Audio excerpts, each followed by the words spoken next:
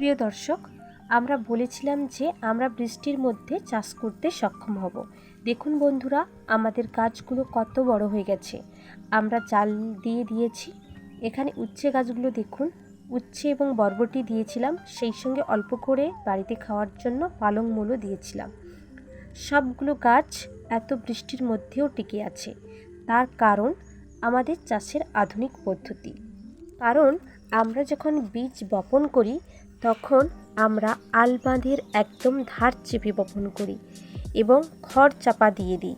সেই কারণে অধিক বৃষ্টিতেও এই গাছগুলোর কোনো ক্ষতি হয়নি।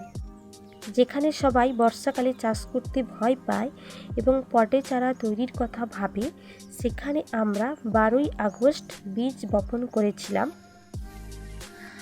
আজ 5ই সেপ্টেম্বর শুক্রবার গাছগুলোর ডগ বাইতে শুরু করেছে।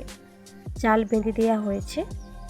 ভারী বৃষ্টিতেও আমরা দিব্যি চাষ করছি, এর কারণ আমরা মোটা করে খড় চাপা দিই।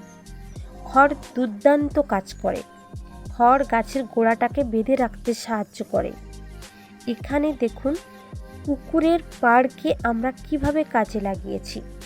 পুকুরের দুই ধারে বীজ বপন করেছিলাম, তা এখন খড় ঠেলে উঠতে শুরু করেছে।